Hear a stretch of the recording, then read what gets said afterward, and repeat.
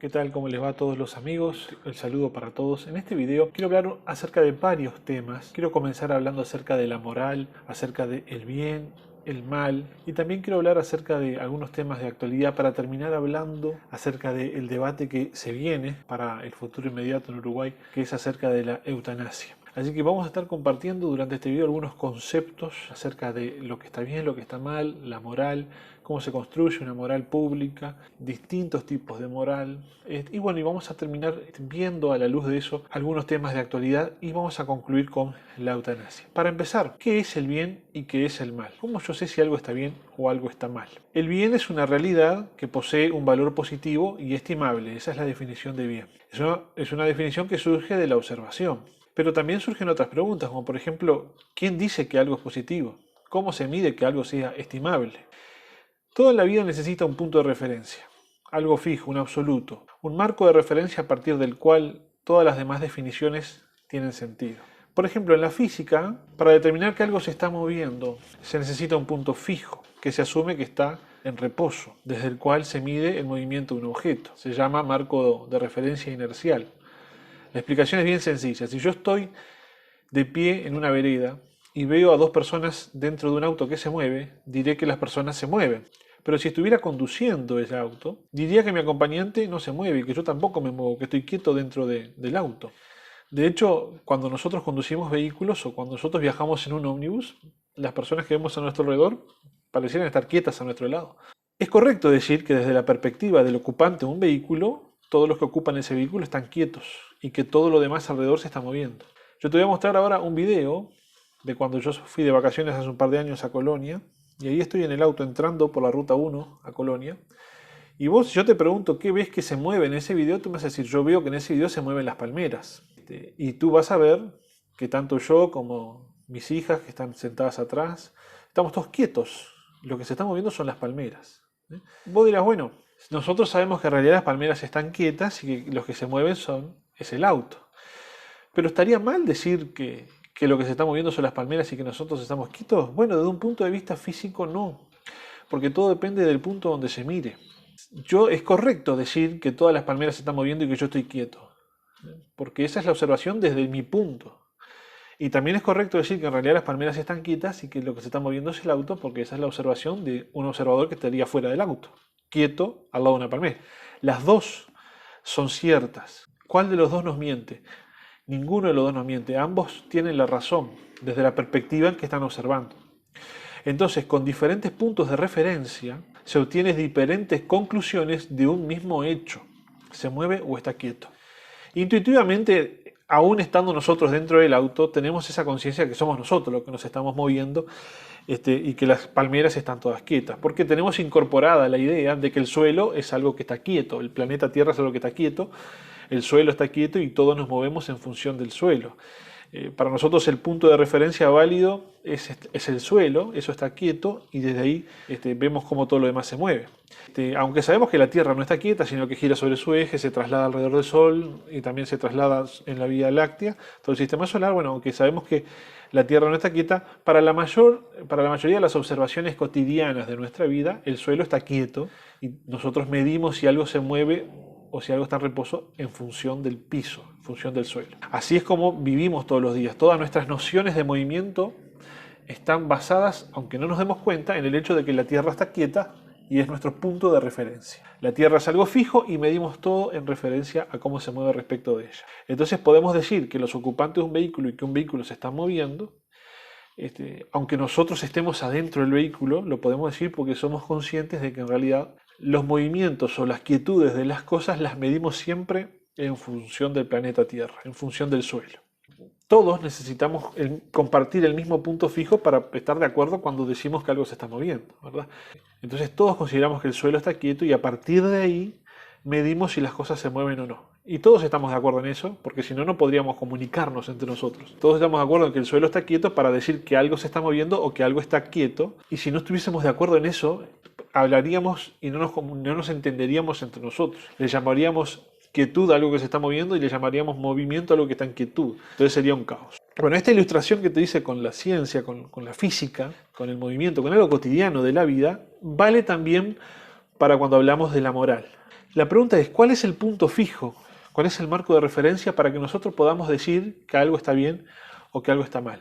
De la misma manera que necesitamos un punto fijo, que en este caso estamos todos de acuerdo que es el suelo, y a partir de que el suelo está quieto decimos esto se mueve y esto está quieto, también cuando llegamos a la moral necesitamos un punto fijo para comparar y decir esto está bien y esto está mal. ¿Respecto de qué? Respecto de algo fijo, respecto de un valor absoluto, respecto de algo que lo tenemos como referencia. No hay mayores inconvenientes en tener dos puntos de vista acerca de si algo se está moviendo o no. Pero si la misma disyuntiva se presenta en cuanto a la capacidad de juzgar una conducta, puede llegar a ser problemático, ya que juzgar una conducta como buena va a hacer que esa conducta sea aceptable y repetida por otros. Se va a considerar positiva o estimable. Entonces, si no tenemos claro el marco de referencia, un punto fijo sobre el cual estamos diciendo que algo está bien o algo está mal, podemos llegar a llamarle bueno a lo malo y malo a lo bueno. Ahora, ¿cuál es el punto fijo desde el cual decimos que algo está bien o algo está mal? Y esa es una gran fuente de controversia, porque hay quienes creen que no es necesario un punto fijo, que es aceptable que cada uno defina lo que está bien y lo que está mal. A esto le vamos a llamar relativismo moral. El problema con el relativismo moral es que nos impide condenar una conducta, ya que la persona que desarrolla la conducta dirá que desde su perspectiva esa conducta es aceptable. Entonces resultan necesarios ciertos valores morales objetivos, absolutos, indiscutibles, un punto fijo, algo que nos permita definir el bien y el mal independientemente si alguien cree que es así. Por ejemplo, todos sabemos que el holocausto es algo malo, aun cuando haya gente que crea que eso es bueno. El holocausto es algo malo. Es decir, a eso nos referimos, por ejemplo, cuando hablamos de puntos de valores morales objetivos, absolutos, indiscutibles. El problema es que si tenemos un valor objetivo, según la definición que acabo de dar, la pregunta es ¿a quién se le ocurrió ese valor? Si la respuesta es que ese valor que aceptamos como objetivo y universal es el fruto de la ocurrencia de una persona o de un grupo de personas, entonces ese valor deja de ser objetivo y pasa a ser subjetivo, porque se le ocurrió a un grupo de personas, por más que estemos todos de acuerdo con eso. Es subjetivo porque es el fruto entonces de una persona o de un grupo de personas. Y por lo tanto, si le damos a esa persona o a ese grupo de personas la prerrogativa de formular la moral, tenemos que darle la misma prerrogativa a otras personas o a otro grupo de personas para establecer una moral perfectamente contraria a la primera que yo acabo de disponer. Por ejemplo, la postura del judeocristianismo respecto a la moral se conoce como universalismo moral. Es la convicción de la existencia de una verdad universal, objetiva y eterna, que lo determina todo. Si existe una ley moral, entonces existe un legislador que otorgó esa ley. Esto encuadra dentro de la moral judio-cristiana. Tenemos una ley moral porque tenemos un Dios que escribió esa ley moral, un legislador. Pero claro, cuando se plantean temas acerca de la moral, estamos asumiendo que el ser humano tiene intrínsecamente valor. Y esa asunción no es válida si nosotros creemos que el ser humano es producto de un ordenamiento azaroso de átomos. Porque el hecho de que cada uno de nosotros tenemos un valor intrínseco, un valor en sí mismo, que valemos por el hecho de ser humanos y que todos valemos lo mismo, esa observación, ¿sí?, necesariamente es el producto de una mente primaria, de un ser personal que actúa como creador. De lo contrario, ¿cómo se le asigna valor a algo que es un simple arreglo azaroso de átomos? Un arreglo al azar de átomos, ¿quién le da un valor? El valor que tenemos nosotros como seres humanos, ese valor intrínseco que todos reconocemos que el ser humano tiene valor, tiene dignidad. ¿De dónde surge? ¿Quién le da ese valor? ¿Quién le da esa dignidad al ser humano? ¿A quién se le ocurrió que tenemos este valor y que tenemos dignidad? Bueno, necesariamente tenemos que creer que hay una mente primaria que es el que le ha dado valor a la creación. Es decir, creemos que hemos sido creados y el creador nos da ese valor. Si no, ¿de dónde sale ese valor? De la nada, así nomás. Este arreglo azaroso de átomos que terminamos siendo nosotros, de repente tiene valor intrínseco en sí mismo. De modo que la ley moral tiene que tener un legislador si se asume que las personas tienen un valor intrínseco. Como la idea de que un creador, un ente superior que otorga a la humanidad la vara para medir entre el bien y el mal, genera resistencias, la humanidad ha intentado construir una moral que deje de lado la posibilidad de Dios, pero curiosamente no logra dejar de lado los preceptos morales que hereda del judeocristianismo. Existe una noción de moral pública como el conjunto de elementos del que más o menos estamos todos de acuerdo que se deben establecer como que están bien o como que están mal. Una persona podría decir que es una buena persona en términos de esos valores y preguntarse por qué razón necesitaría creer en un Dios que otorga la moral. Esa noción descansa sobre la noción de que la autonomía moral del individuo es lo único que vale. Su posibilidad de establecer por su cuenta qué está bien y qué está mal. el individuo es ley para sí mismo. El hecho es que los que postulan ese punto están utilizando una expresión que solo se define por referencia propia. El hecho, yo soy una buena persona. Ahora, ¿cómo se decide eso? En algunas culturas se ama al prójimo y en otras culturas se comen al prójimo. Así que en ambos casos podríamos tener gente que piensa que son buenos y que están haciendo las cosas bien en referencia con esas culturas. Si yo tengo la prerrogativa de definir por mi cuenta que soy una buena persona, cualquiera puede tener esa prerrogativa y eso ya se vuelve en algo bastante peligroso. Hace que todo el código moral se convierta en algo socioculturalmente subjetivo y eso no funciona realmente así. Pensemos en las cosas que estamos haciendo hoy mientras nos consideramos a nosotros mismos una buena cultura. Son impensables algunas decisiones que estamos tomando en la humanidad y que aún así nos estemos llamando buenos a nosotros mismos. La moral no puede ser una cosa autodefinida.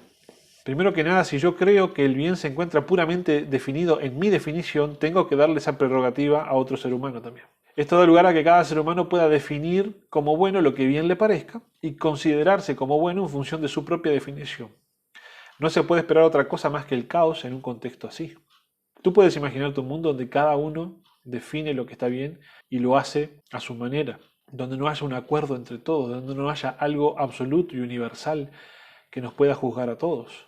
Ese mundo terminaría en un caos. Imagínate todo el mundo haciendo lo que se le canta. Por ejemplo, yo puedo un buen día resolver que robar está bien, entonces robo. Pero en realidad existe una ley penal que no me deja robar, que dice que robar es un delito, que la ley me va a perseguir y me van a poner preso. ¿Por qué? Porque si cada uno quisiera hacer con las propiedades del otro lo que se le canta, esto sería un caos. De hecho, disculpe la redundancia, de que existe una ley penal en una sociedad es la evidencia de que el relativismo moral fracasa. ¿Por qué existe una ley penal que nos impone una moral a todos en la sociedad? Porque el relativismo moral fracasa, genera caos. El hecho de que exista una ley penal es la evidencia de que el relativismo moral no funciona. No funciona una sociedad organizada sobre la base de que a cada uno haga lo que bien le parezca o que cada uno defina lo que está bien y lo que está mal. Por eso tenemos definiciones del bien y del mal en la ley penal que nos abarcan a todos. Básicamente en una ley penal hay definiciones de lo que está mal y no de lo que está bien, porque la ley penal se dedica a perseguir las conductas que no son aceptables y no a enumerar las que sí son aceptables. Se entiende que todas las que no están enumeradas en el Código Penal son aceptables. Entonces vamos a tener una ley penal que nos dice que yo no puedo tomar el objeto que es de otro, ¿sí? Que yo tengo que respetar la propiedad del otro. Entonces, si yo, por más que a mí me parezca que esté bien, por más que a mí me parezca que esté bien robar, está mal robar en el Código Penal, entonces me van a perseguir y me van a castigar por esa actitud. Si no tenemos códigos que rijan a todos por igual, entonces la sociedad se convierte en algo caótico. Entonces está demostrado que el relativismo moral no funciona para que la vida se pueda desarrollar en la Tierra como se ha desarrollado hasta ahora. Entonces postular la idea de que para todos los aspectos de la vida una persona puede decidir si está bien o mal, ya sabemos que no funciona. Por lo tanto, nosotros vamos a terminar concluyendo que los valores morales objetivos sí existen y que tienen que haber sido dados por un creador. De lo contrario, todo sería relativo a la sociedad y a la cultura. Así como para nosotros el planeta Tierra es una suerte de punto fijo que sirve de referencia para establecer qué cosa se está moviendo y qué cosa está quieto, los valores morales objetivos sirven para que podamos diferenciar entre el bien y el mal. El problema en este punto es que hay quienes se resisten a la idea de que Dios sea el que otorgue los valores morales a la humanidad, entonces buscan otras fuentes. Alguien postuló en algún momento que la moral podría derivarse de la observación de la naturaleza, que aquello que nos parece bueno o malo proviene de una suerte de esencia interna que todos llevamos, independientemente de cómo nos educa el entorno. En el interior todos tendríamos una noción de que lastimar al prójimo está mal, por poner un ejemplo. Eso es lo que se llama sindéresis, la capacidad natural de juzgar rectamente, con acierto. Un conocimiento instintivo del bien y del mal, algo innato. Una suerte de conocer de manera instintiva que está mal mentir, que está mal robar, que está mal cometer adulterio, que está mal asesinar. La pregunta es cómo llegaron esos conceptos a la conciencia del hombre. La conciencia es esa luz de alerta que tenemos cada uno de nosotros, que nos prende una luz amarilla cuando estamos haciendo algo que está mal. Por eso se utiliza la expresión el cargo de conciencia. ¿No te da cargo de conciencia hacer eso? Cuando sabes que lo que estás haciendo está mal. O cuando ves a alguien haciendo algo malo, decís, che, pero ese hombre no tiene conciencia, la conciencia de él no lo acusa.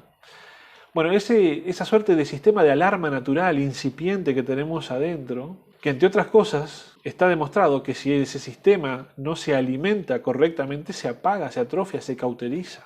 Esa sindéresis o esa conciencia que ya se encuentra registrada en el interior del ser humano de forma predeterminada, la pregunta es, si es así, entonces ¿cómo se registró en el interior del ser humano? No podemos tener más conclusión válida para esto que decir que Dios es el que graba la sindéresis en la conciencia del hombre. De hecho, la ley natural que algunos postulan que ya viene de por sí grabada entre nosotros y que es lo que nos permite juzgar rectamente, tiene su aparición en la Biblia. En la epístola a los Romanos, capítulo 2, versículos 14 y 15, el apóstol Pablo menciona la existencia de una ley natural en el interior de cada ser humano para juzgar lo recto, pero el razonamiento de Pablo es que el ser humano sabe por naturaleza cómo debe vivir. Los griegos habrían estado de acuerdo con eso, porque Aristóteles decía que el hombre culto y libre se comportará como el que es una ley para sí mismo. Los griegos defendían esta idea de que cada uno pueda formar su propia ley moral en sí mismo, pero con la asistencia de la cultura y de la libertad. Es una característica normal e instintiva de las culturas humanas que nos permite valorar cosas como la justicia, la honestidad, la compasión y la bondad hacia los demás. Su práctica en algunas buenas obras y su aversión a las malas demuestra un conocimiento innato de la ley moral divina. Esto refleja que la ley divina ha sido escrita en nuestros corazones. En la cosmovisión bíblica, la autoría de dicha ley natural no procede del mismo hombre, sino de Dios. El hombre es súbdito y no legislador de esa ley natural. El hombre no es moralmente autónomo. Esto, sin embargo, debe tomarse como una noción precaria de la moral. Es un instinto rudimentario. La observación nos muestra que es absolutamente cierto que en la naturaleza el fuerte explota al débil. Y también es cierto que este hecho es característico de todo el proceso de evolución de acuerdo a la teoría darwiniana. Claramente esto no significa que nosotros tenemos que apoyar un sistema moral en el que la gente más fuerte explota a la gente más débil.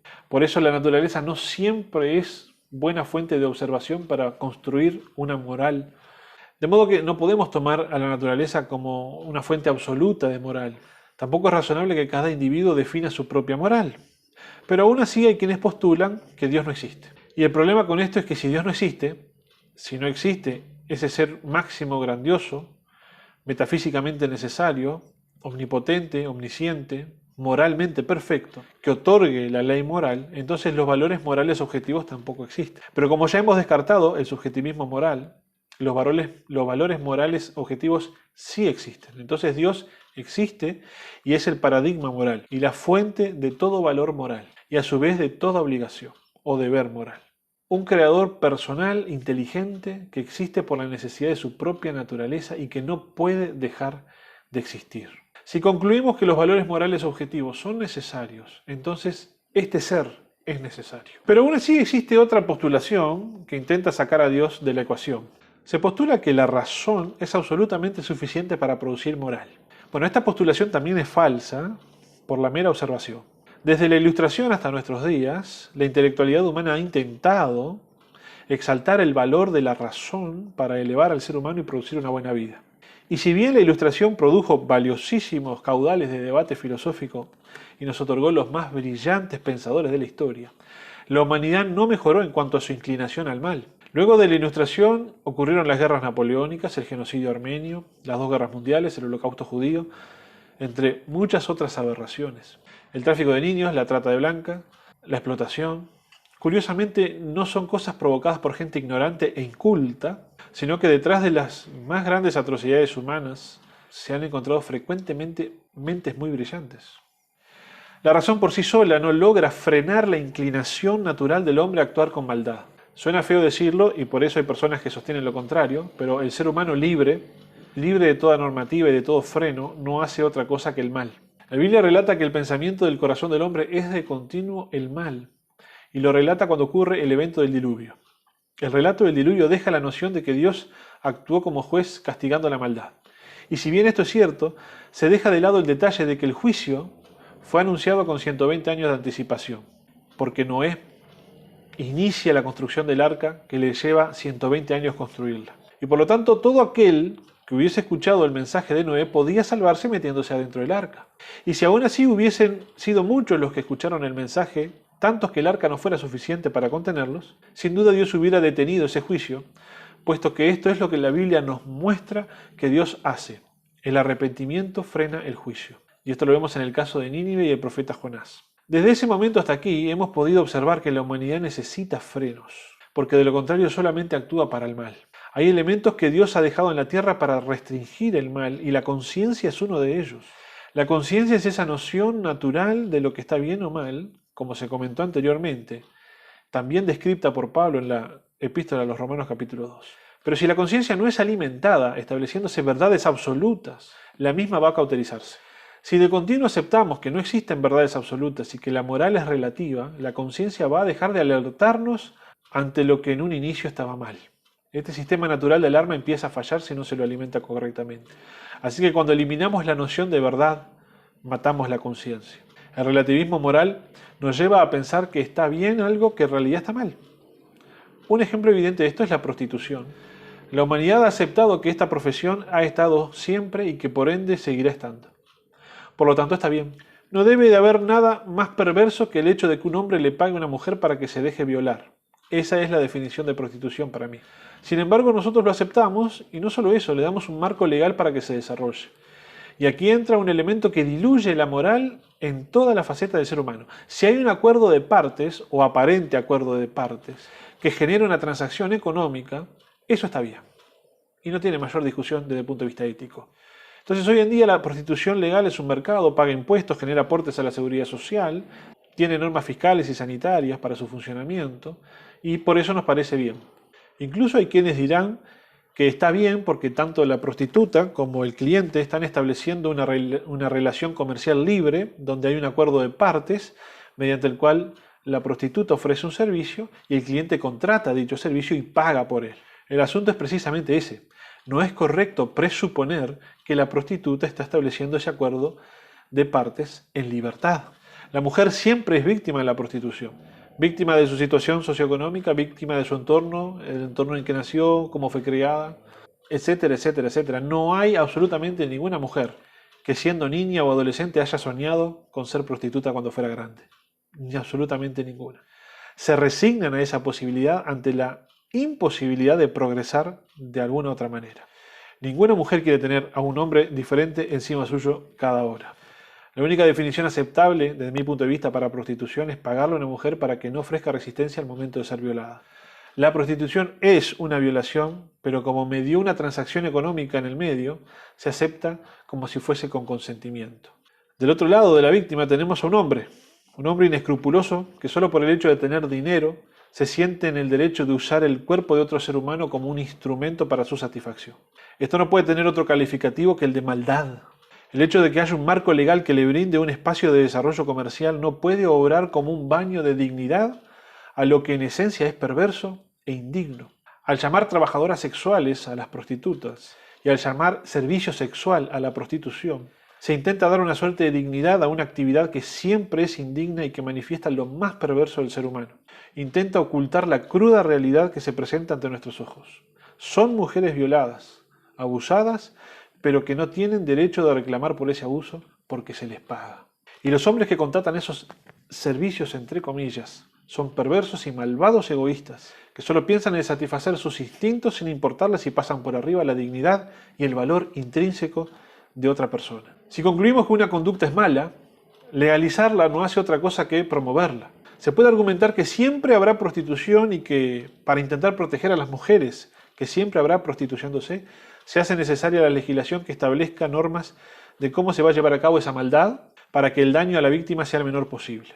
Y si bien se logran poner normas sanitarias y aportes a la seguridad social para que la víctima no quede desamparada, nunca una legislación podrá subsanar el daño a la dignidad. Pero aún así, ese es un enfoque miope. En primer lugar, porque la legalización no solo termina otorgando esas protecciones, sino que promueve la actividad.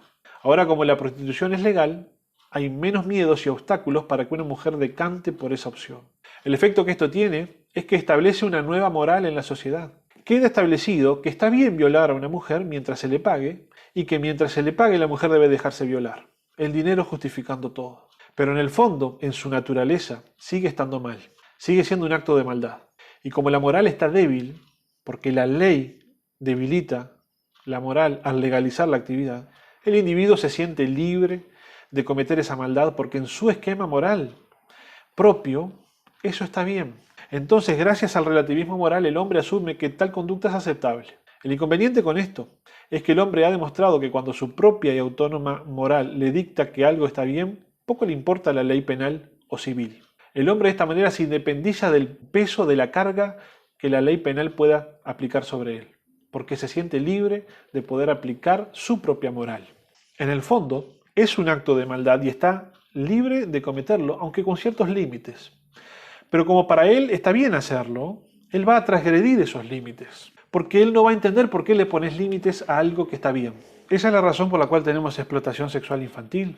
El individuo no va a entender por qué no es legal ese servicio cuando la prostituta tiene 17 años y 360 días. Algunos días menos no le va a hacer la diferencia. Así como no le hace diferencia algunos días menos, no le hace la diferencia algunos meses menos y no le hace la diferencia algunos años menos. Gracias al relativismo moral se le llama bueno a lo que está mal y malo muchas veces a lo que está bueno. Y por ende el individuo le parece bien pagarle a una mujer para violarla. Entonces no conoce de límites y no conoce de límites porque su conciencia está cauterizada. Porque donde la conciencia debería prenderle una luz de alarma de que lo que está haciendo está mal, la conciencia está apagada. Y está apagada porque la ausencia de una verdad absoluta, la ausencia de valores morales absolutos destruye la conciencia. Destruye esa ley moral que está precariamente inscripta en la conciencia, en el corazón y que debe ser correctamente alimentada. Entonces tenemos la firme conclusión de que los valores morales absolutos sí existen, porque Dios existe y es quien nos provee esas verdades absolutas que necesariamente tenemos que todos tener para poder convivir sobre la tierra. Alguien puede decir, no hace falta Dios, con que haya un amplio consenso con determinadas cuestiones es suficiente, pero eso los convierte en valores subjetivos, porque aunque el consenso sea enorme para definir una moral, si ha sido definida por personas o por un grupo de personas, por más amplio que sea, es subjetivo. Y no hay nada que le otorgue a un grupo de personas, por amplio que sea, la autoridad de definir la moral y que no se le pueda otorgar esa misma prerrogativa a otro ser humano. O somos todos capaces de producir moral, o ninguno somos capaces de producir moral y por lo tanto la moral ya nos ha sido dada. En ese sentido, nosotros como cristianos somos la voz de la moral de Dios en la sociedad. Es nuestro deber predicar acerca de estos valores, es nuestro deber comunicarlos y defenderlos también en el medio del debate público. Somos la voz de Dios en medio de la sociedad para defender esa moral que Dios nos ha puesto en nuestras vidas. Y eso es bien importante porque nuestra opinión debe estar presente en todos los temas de actualidad que se estén debatiendo.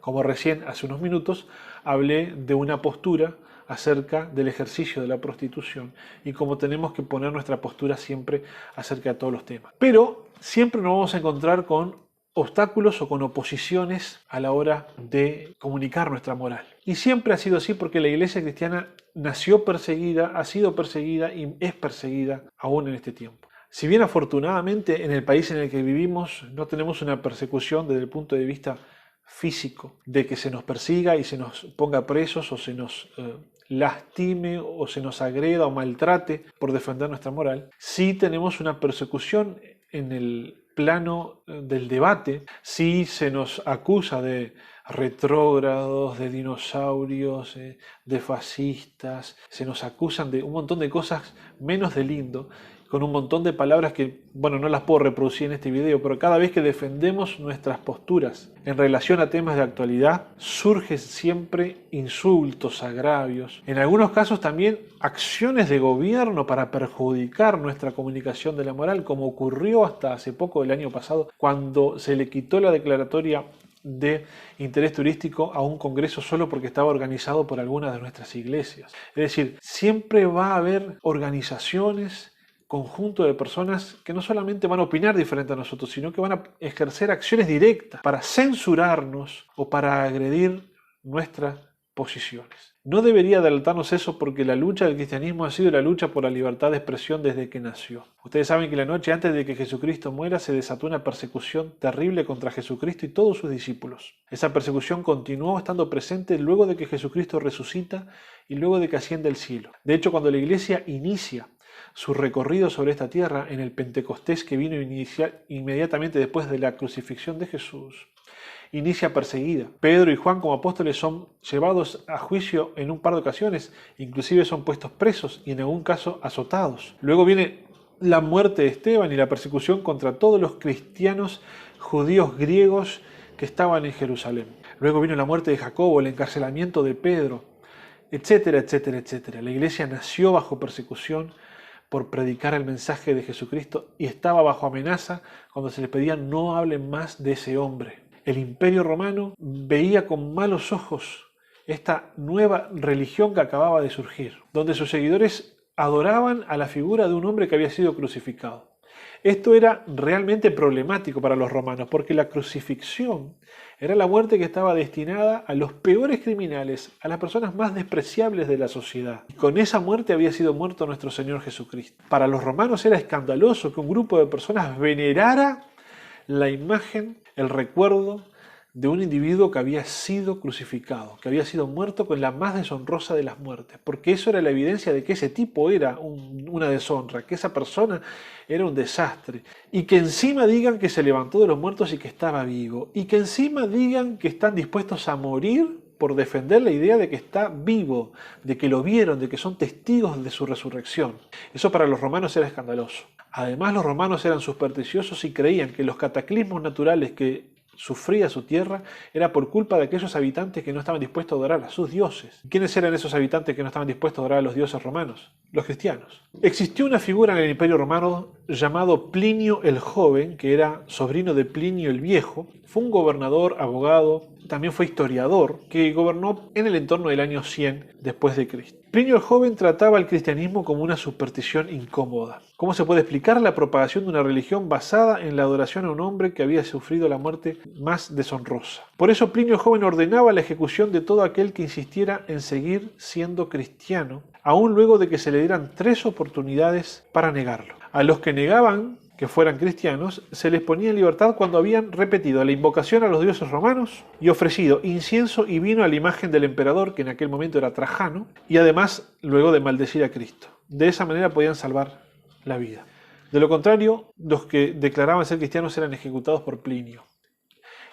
Existe mucha correspondencia entre Plinio el Joven y Trajano el emperador, donde Plinio le describe a Trajano cómo hacía él para matar a los cristianos. En una de esas correspondencias, Plinio le dice: también declararon que la suma de su culpa o error no llega a más que esto. Se habían reunido en forma regular antes del amanecer en un día fijado para cantar versos en forma alternada entre sí en honor de Cristo como a un Dios. Y también que se habían comprometido con juramento, no con fines delictivos, sino para abstenerse del hurto, del robo, del adulterio. Esto me llevó a determinar que era más que necesario extraer la verdad mediante tortura de 2 esclavas a las que llamaban diaconisas. No encontré más que un tipo degenerado de culto llevado hasta la extravagancia. Esto escribe Plinio el Joven alrededor del año 111 después de Cristo y da testimonio de la rápida propagación del cristianismo tanto en la ciudad como en el campo, entre toda clase de personas, esclavos y ciudadanos romanos, dado que también menciona que envía a cristianos que son ciudadanos romanos a que sean juzgados en Roma. Estas descripciones de Plinio el Joven nos muestran que la comunidad cristiana era reconocida por tener altos valores éticos. Le llamaba la atención a Plinio que se habían comprometido a llevar una vida lejos del hurto, del robo y del adulterio. Y le llamaba la atención que se reunían una vez por semana en un día fijado para cantar antes del amanecer versos a Cristo como si fuera Dios. También conocemos Plinio el Joven gobernó en la zona de Siria y se encargó de llevarse puesta la vida de unos cuantos de nuestros hermanos del primer siglo. Es decir, hemos estado siempre bajo persecución, en lucha a causa de la libertad de expresión.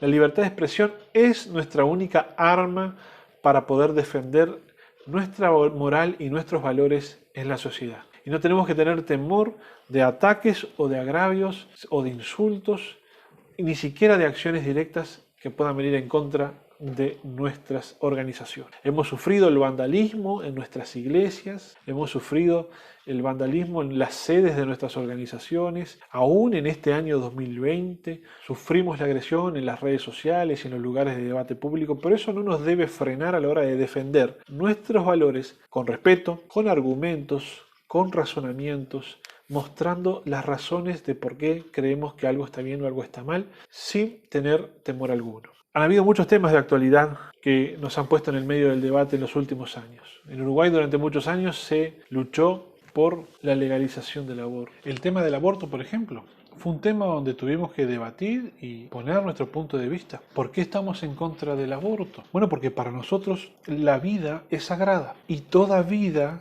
tiene un valor en sí mismo. Todos estamos de acuerdo en que el aborto no es algo deseable, hay consenso en que el aborto no es algo deseable.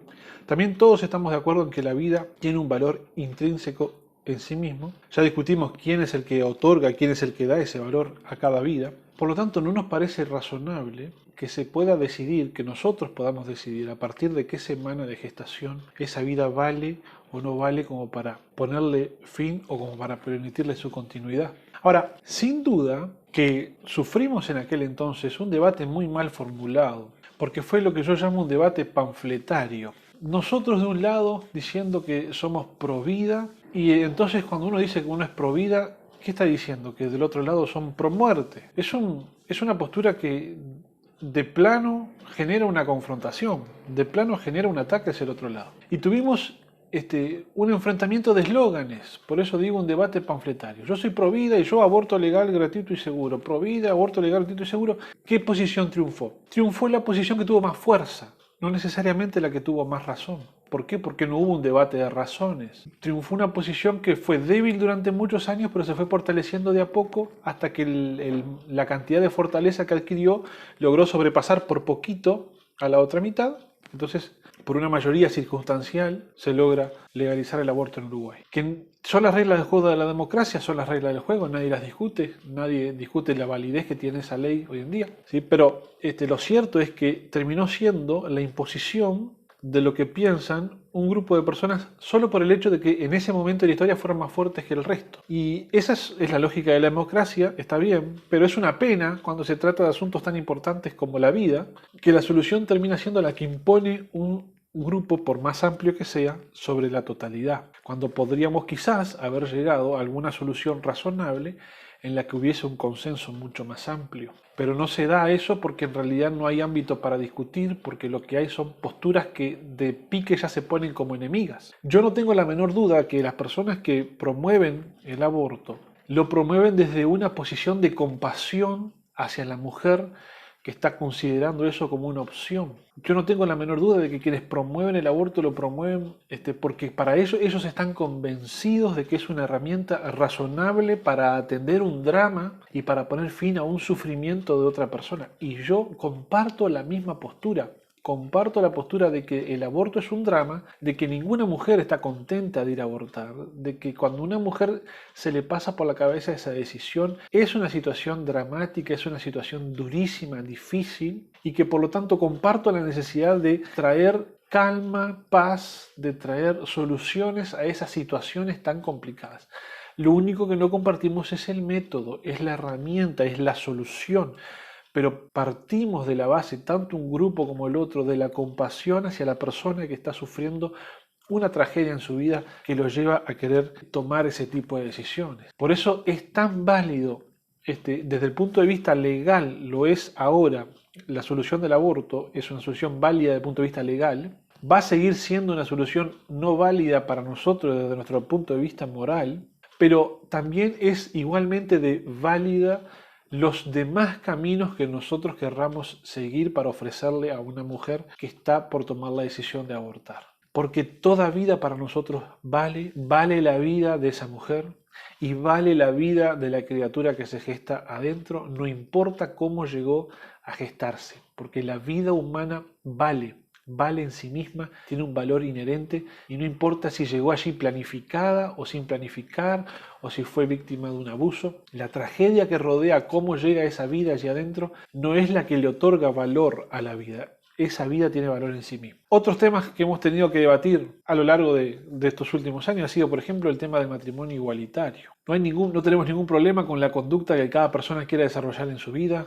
No tenemos ningún problema con la orientación sexual de las personas. Nosotros tenemos la nuestra y tenemos nuestro esquema de valores en cuanto a cómo ejercer la sexualidad. Cada persona puede hacer con su vida lo que guste. Creemos que la sexualidad es una función biológica aprendible y que es una construcción social. Ninguno de nosotros nace sabiendo cómo ejercer la sexualidad. Lo aprendemos en el transcurso de nuestra vida y lo vamos construyendo. Algunos lo construimos para un lado, otros lo construimos para otro. En la construcción de la sexualidad siempre hay influencias culturales, sociales, del entorno, de la familia, de la educación. Entonces, la idea es poder velar por la construcción más libre posible de esa sexualidad. Hay personas que quieren construir para un lado y está bárbaro, nosotros vamos a construir para el otro y tiene que estar igual de bárbaro también. Nada más que nos parece que la definición del matrimonio no tiene nada que ver con lo que cada uno de nosotros quiere hacer con nuestra sexualidad. Creemos en el matrimonio como una institución sagrada, dada con determinados fines, y que también yo desde mi punto de vista personal creo en un matrimonio que nada tiene que ver con la esfera civil. Es decir, si usted me pregunta a mí, y esta no es la opinión ni de una iglesia ni de una organización, esta es mi opinión personal, no debería ni siquiera de existir el matrimonio civil. Yo no tengo por qué ir a decirle al Estado que me enamoré de una determinada mujer y que me voy a ir a vivir con ella y que voy a tener hijos con ella. Sin embargo, cuando yo me enamoré de mi esposa y quise construir mi vida con mi esposa, tuve que ir a decirle al Estado que me iba a casar con esa mujer y ellos tuvieron que publicarlo en el diario oficial que yo me iba a casar, a ver si no había algún impedimento para que me case o algún vínculo anterior no disuelto, etcétera, etcétera, etcétera. ¿Sí? Y ante un oficial del Estado civil y frente a testigos tuve que dar mi consentimiento para que todos sepan que me estoy casando porque quiero. ¿Por qué tengo que hacer todo eso frente al Estado y frente a la ley? ¿Por qué tengo que decirle que me enamoré de una persona y que quiero construir mi vida con ella y que voy a tener hijos y que vamos a vivir juntos?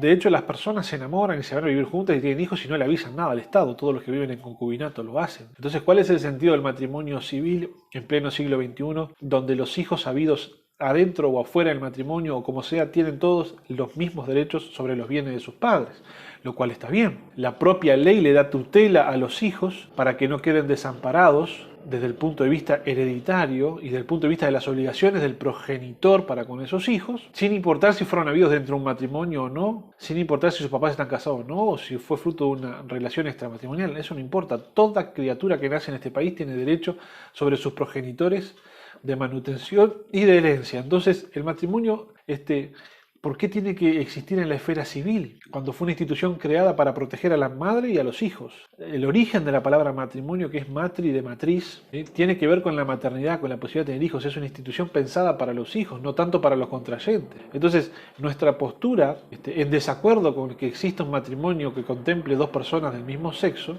no es necesariamente una postura en contra del estilo de vida de esas personas. No es necesariamente un ataque al estilo de vida de esas personas. Cada persona puede vivir su vida, su sexualidad como guste. Es solamente nuestra definición, nuestra concepción acerca de lo que es el matrimonio, nuestra concepción acerca de lo que es una familia y que tenemos el derecho de tener nuestras ideas y de defenderlas. Y por lo tanto el derecho de no acompañar otro tipo de ideas que son contrarias de nuestros valores.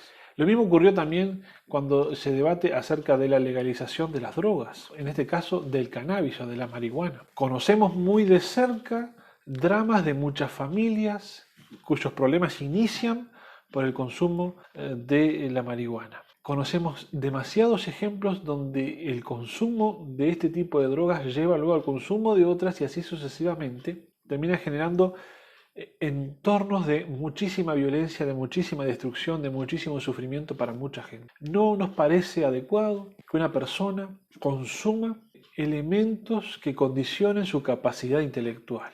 Creemos que Dios hizo a todas las plantas y que las hizo, inclusive hizo la de la marihuana también, pero que las plantas las hizo para una determinada utilidad para el ser humano, para que se las coma en algunos casos donde se puede comer, que las utilice para algunos otros fines cuando se puede utilizar, pero no para fumárselas. No vamos a compartir nunca la utilización de elementos naturales para alterar el estado psíquico mental de una persona.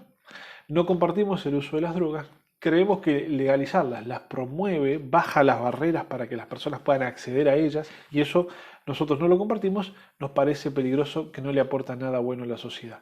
Es nuestra opinión y así la hemos defendido y la seguiremos defendiendo. Contra las drogas hay que combatirlas para que no se produzcan ni se diseminen y hay que ayudar a los adictos a que salgan adelante. Pero no estamos de acuerdo con legalizarlas porque eso las promueve, quita barreras de acceso y las hace más accesibles para todo el mundo. Realmente creemos que la libertad tiene que tener sus límites. Todos estamos de acuerdo que la libertad tiene sentido con límites. Nadie es libre de hacer lo que se le cante. Nadie es libre de hacer lo que quiera.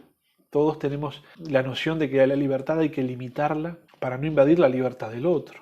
Es importante que uno pueda ejercer su libertad respetando siempre al otro. Entonces, en esencia, la definición de libertad tiene un límite, que es el del otro, es pensar en el otro, siempre antes de pensar en mí. Entonces, en el contexto donde conocemos la libertad como ese ejercicio libre de la voluntad del individuo, pero frenado por no afectar la libertad del otro, es lógico que establezcamos normas que limiten nuestras conductas y que definan que algunas conductas no son aceptables. En cuanto a las drogas, esa es nuestra postura. Y lo importante es que ahora, durante este año 2020 y quizás los próximos años, en nuestro país se va a dar el debate acerca de la eutanasia. Está presente a nivel político ese debate y nosotros vamos a tener que una vez más estar presentes para defender nuestra postura en cuanto a lo que es la eutanasia o lo que también se suele llamar el suicidio asistido, que son dos cosas distintas pero muy similares en su esencia. La eutanasia es cuando un individuo se lo declara que por una enfermedad terminal que está llevando adelante no tiene cura, su vida hacia adelante será corta y llena de dolor, sin posibilidades de solución. Entonces un médico o un profesional va a realizar un acto para ponerle fin a esa vida. El suicidio asistido es lo mismo, solo que en vez de que un profesional participe y sea responsable de cortar con esa vida, se le van a dar al individuo los elementos para que él pueda suicidarse de manera segura y letal, sin fallas. Es un debate que va a estar incluido dentro de algo mucho más amplio, que yo no pretendo abordarlo en este video, porque en este video quiero dar un acercamiento inicial, un pantallazo, quiero dar una fundamentación, y no el debate completo acerca de la eutanasia, pero que está inscripto naturalmente dentro del debate de cómo el ser humano maneja el dolor. Hay personas, muy pocas en el planeta, son pocas realmente, pero las hay, que sufren un síndrome llamado SIPA, por sus siglas en inglés, CIPA, que son personas que no sienten ningún dolor. Personas que no tienen dolor en sus cuerpos, absolutamente ninguno en ninguna circunstancia. Es una persona que puede poner la mano arriba de la hornalla encendida con fuego y conversar contigo mientras la mano se le prende fuego y no siente ningún dolor. Es un trastorno peligrosísimo para quienes lo sufren porque no tienen esa voz de alerta que les avisa que su cuerpo está siendo lastimado. Se les complica para practicar un deporte porque no logran entender en qué momento acaban de ser golpeados y tienen que frenar y tienen que detenerse, no se dan cuenta si son heridos, no les duele un golpe, no los detiene lo que en otros casos normales nos detendría para no lastimarnos más.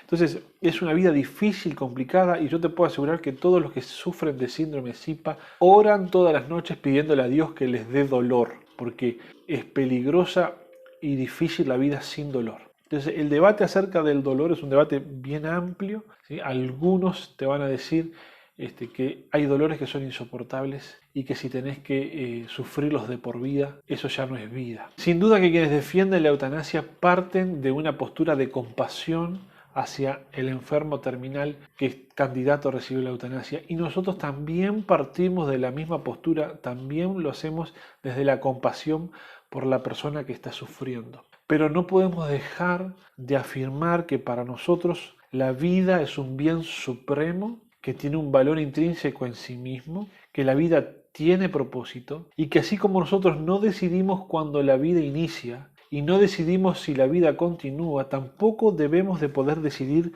cuándo la vida se termina. Yo no decidí nacer y tampoco decido existir. No está en mí la capacidad de decidir existir. Si yo en este momento muero, por más esfuerzo que yo quiera hacer para no morir, no lo voy a lograr, voy a morir. Cuando llegue el día en que me tenga que morir, me voy a morir. Por más esfuerzo que le quiera poner, no voy a poder hacer que mi corazón siga latiendo un latido más. Cuando se le acaben los latidos, se acabó el corazón, se acabó la vida. Entonces yo no tengo capacidad para decidir empezar a vivir, no tengo capacidad para decidir continuar viviendo, no debería tener tampoco la prerrogativa de decidir en qué momento mi vida va a terminar o en qué momento la vida de otro va a terminar. Porque en definitiva, la eutanasia tiene que ver con un profesional dictaminando, de acuerdo a su profesión, que el paciente tiene una condición tal que su vida es candidata a que la terminemos. Y las razones de esto son muchas, pero por ejemplo, Si bien la ciencia nos da la capacidad de predecir las cosas que van a ocurrir, por más que tenemos una cierta capacidad de predecir, nosotros no somos Dios para saber exactamente lo que va a ocurrir más adelante y por lo tanto no tenemos autoridad moral para resolver que está bien ponerle fin a una vida, ni siquiera a la nuestra propia. De hecho, si una persona se intenta suicidar, la primera reacción que hacemos es tratar de evitarla. Inclusive desde el punto de vista legal, si una persona se intenta suicidar, la policía va a actuar para rescatarla de su intento de suicidio, asistirla para que no muera. Si una persona toma mucha medicación toda junta para morirse y la encuentran justo, se la llevan a un hospital, le hacen un lavaje, le quitan todo para tratar de salvarla. Si una persona se lastima para morirse desangrada y la agarran justo, la llevamos a un hospital y la curamos para que no muera.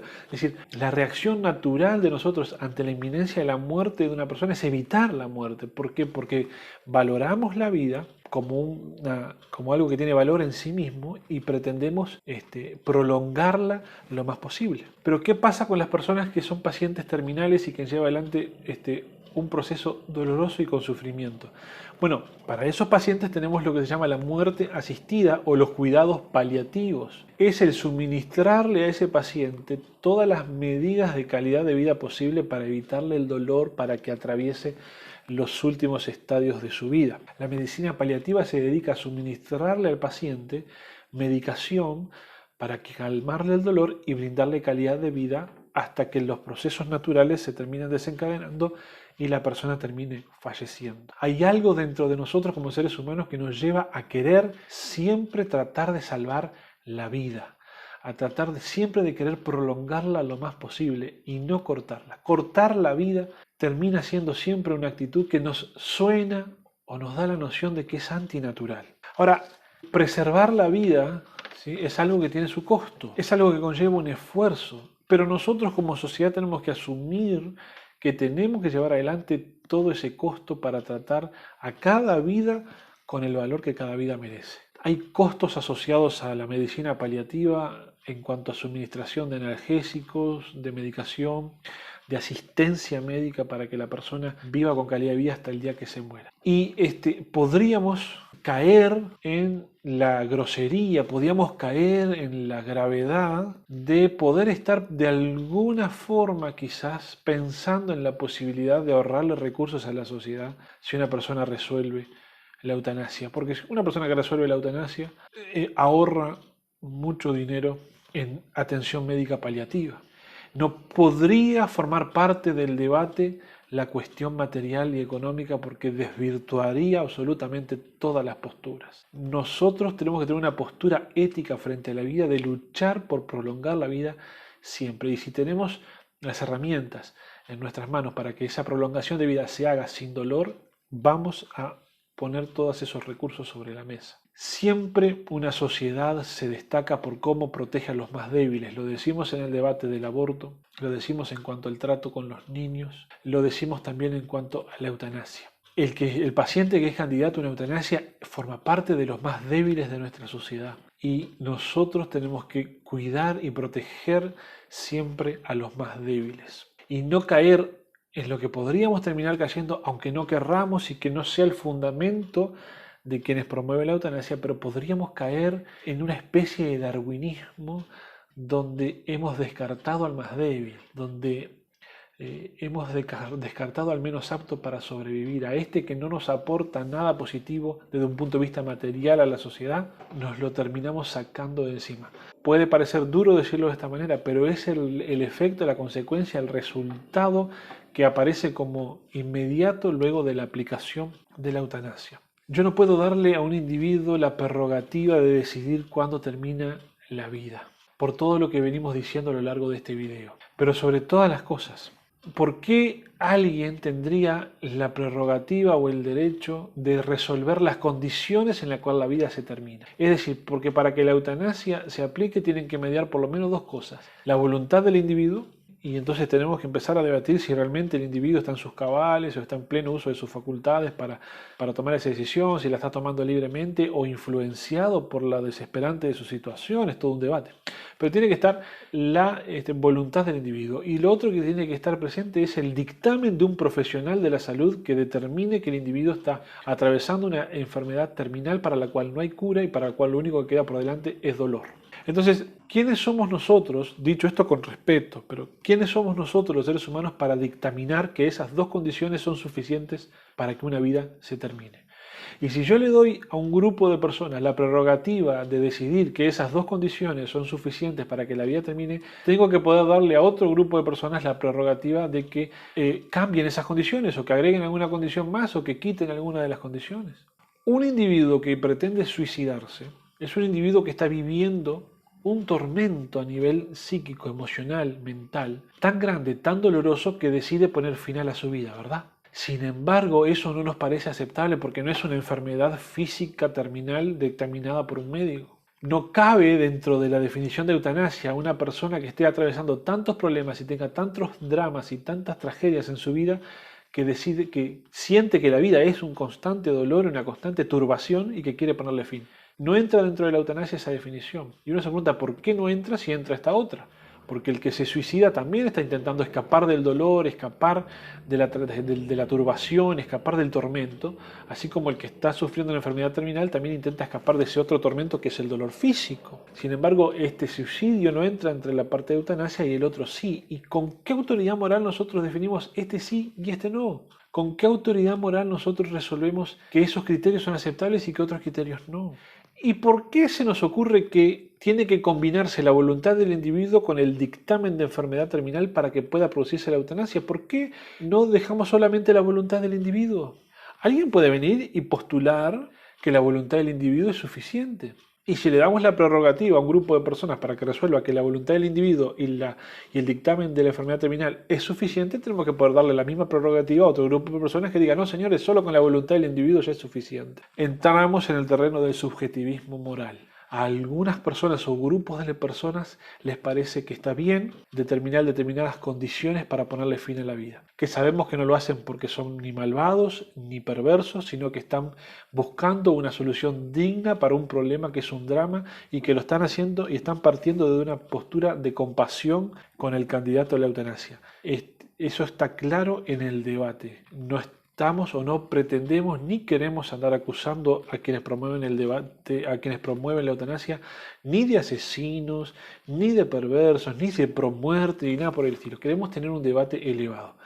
Pero no nos parece que sea razonable que un grupo de personas, por amplio que sea, aunque conformen una mayoría democrática, puedan tener la prerrogativa de decidir sobre un tema tan profundo como es la vida, cuándo la vida puede terminar. Hay cosas que muchas veces en la democracia no son válidas aunque tengan mayoría o aunque tengan unanimidad. Por ejemplo, no podemos reinstalar la esclavitud en Uruguay por más que sea votado por la unanimidad de todos los habitantes. Por la sencilla razón de que ya quedó definido que la esclavitud no es aceptable en el marco de los derechos humanos, donde ninguna persona puede ser propiedad de otra y donde todas las personas tienen el mismo valor intrínseco. Si todas las personas tenemos el mismo valor intrínseco y ninguna podemos ser propiedades de otro, no podemos ser alienados, no podemos ser tratados como objetos, por más que haya una mayoría abrumadora en un país que quiera reinstalar la esclavitud, no lo puede hacer. No es válido, no es aceptable, ni siquiera desde el punto de vista jurídico o democrático. A veces las mayorías democráticas no pueden pasar por encima de los derechos humanos de las personas. Y a nosotros nos parece que el derecho a la vida en sí mismo, tiene un valor intrínseco tan profundo y tan grande que ni siquiera una enorme mayoría democrática puede ponerle limitaciones a la vida. Finalmente, lo último que tengo para decir en este pequeño video acerca de la eutanasia es que nos resulta difícil como seres humanos practicar la eutanasia. Hay una dificultad intrínseca en practicarla.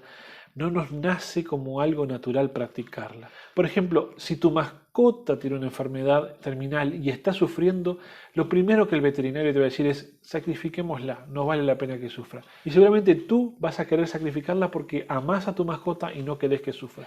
Esto que nos parece algo aceptable de sacrificar un animal para que no sufra, cuando lo llevamos al terreno del ser humano ya no nos parece tan aceptable. Nos da algo de resquemor querer aplicar eso. Y la evidencia está en que solamente hay pocos países en el mundo que tienen legalizada la eutanasia. Con la información del año pasado, 2019, podemos decir que los únicos países que tienen la eutanasia legalizada son Alemania, Bélgica, Canadá, Colombia, Holanda, Luxemburgo, Suiza, el estado de Victoria en Australia y algunos estados de Estados Unidos. En total tenemos 7 países, un estado de Australia y algunos estados de Estados Unidos, los únicos países donde la eutanasia se ha legalizado en más de 190 países que hay en todo el mundo. ¿Por qué? Porque nos cuesta aceptar la eutanasia como una forma válida. Por eso ha costado tanto que sea aceptada en una gran cantidad de países. Son muy pocos los que la aceptan, lo cual nos da la evidencia de que como seres humanos algo hay que nos frena en eso de querer poner fin a una vida. Por más que esté sufriendo, por más que esté doliendo, el debate va a ser mucho más amplio, pero nos cuesta y nos cuesta. Y por algo será que nos cuesta. Así que voy a ir cerrando este video por acá, que se ha hecho más extenso de lo que yo imaginaba, pero que me parece que podría llegar a ser un insumo interesante a la hora de ir formándonos en argumentos para defender nuestros valores, no solamente para el debate que se está por venir de la eutanasia en Uruguay, sino para todos los ámbitos de la vida.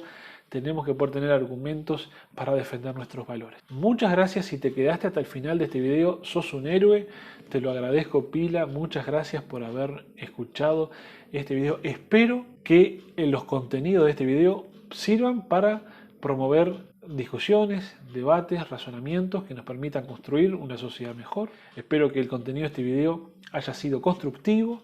Más allá de que estés o no de acuerdo con el mismo, espero que haya sido constructivo también la forma en que los he expresado y me encantaría recibir los comentarios de todos los que han pasado por acá. Muchas gracias.